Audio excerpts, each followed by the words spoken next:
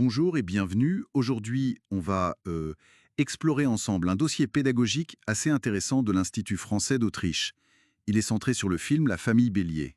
Oui, bonjour.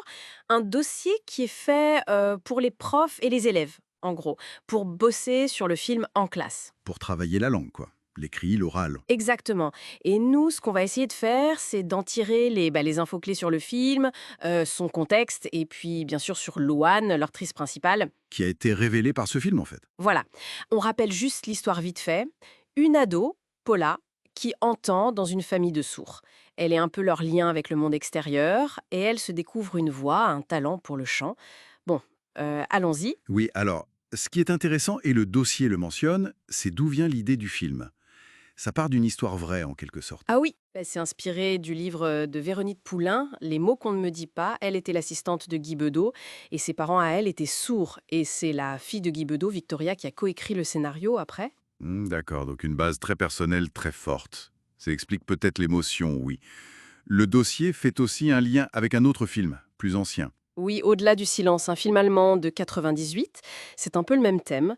Une fille entendante, parents sourds, la musique qui arrive. Et ça crée des tensions avec le père, je crois. C'est ça, des thèmes qui reviennent donc. Et pour trouver leur Paula, le réalisateur Eric Lartigot, Il a eu le déclic en regardant The Voice en 2013. Il est tombé sur Louane Emera, Anne Pécher, de son vrai nom. justement parlons un peu d'elle. Louane, elle est née en 96, diagnostiquée TDAH assez jeune, mais passionnée de chant très tôt. Encouragée par sa nourrice, c'est ça. Tout à fait. Elle a même participé à l'École des stars bien avant The Voice, en 2009. C'était déjà là cette envie de chanter. Et donc The Voice en 2013, demi-finaliste dans l'équipe de Louis Bertignac. Mais c'était aussi une période difficile pour elle sur le plan personnel. Oui, très. Son père est décédé avant même la diffusion de l'émission et sa mère l'année suivante. Ça a dû être très lourd. La chanson Maman sur son premier album lui est d'ailleurs dédiée. Une charge émotionnelle forte.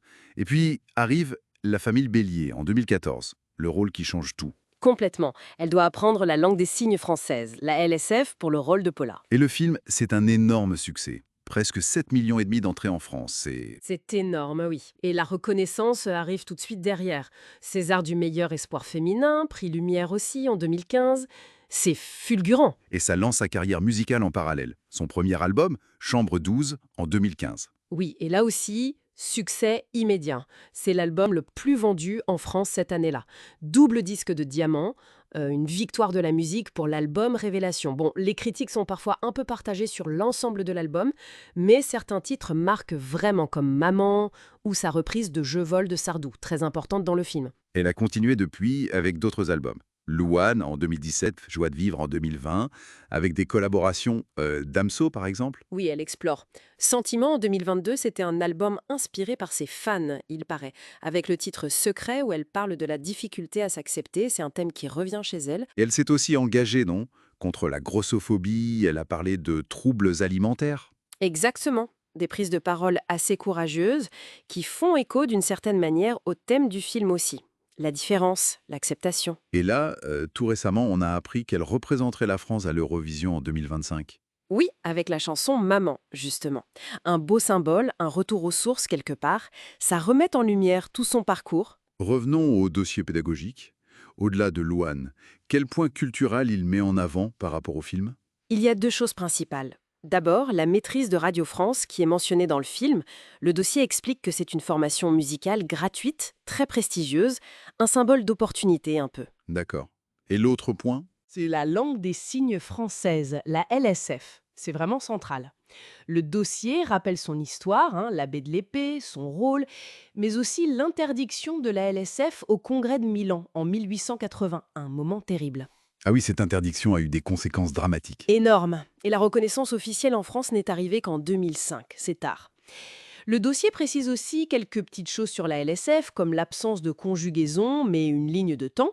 Et surtout, Qu'il n'y a pas une seule langue des signes universelle. exactement. Chaque pays, ou presque, a la sienne. C'est important de le rappeler. Et le dossier il propose quoi concrètement pour aborder ça en classe? Des activités assez variées. Comparer les affiches du film, la française et l'allemande, par exemple, voir ce que ça dit, analyser la bande-annonce, et surtout se pencher sur des scènes clés. Comme celle où le père écoute sa fille chanter. Oui, celle-là, très forte avec les vibrations. Ou l'audition finale où Paula chante et signe en même temps «Je vole». Le dossier suggère aussi de travailler sur l'importance des chansons de Michel Sardou dans le film. C'est un peu le fil rouge musical.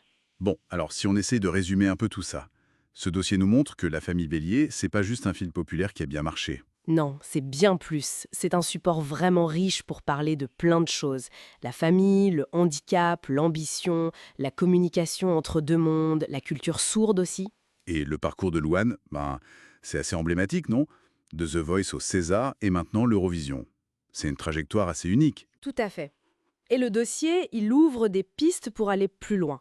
Lire le livre de Véronique Poulain, découvrir d'autres auteurs sourds comme Emmanuel Laborite, ou, pourquoi pas, s'initier à la LSF. D'accord. Et ça soulève, je trouve, une question importante, peut-être pour terminer, c'est de se demander comment une œuvre comme ça, très grand public, qui met en scène la culture sourde, comment ça influence vraiment notre regard, notre compréhension de cette culture et des personnes sourdes dans la société. Est-ce que ça aide à l'inclusion et comment? C'est une réflexion qui va au-delà du film, je pense.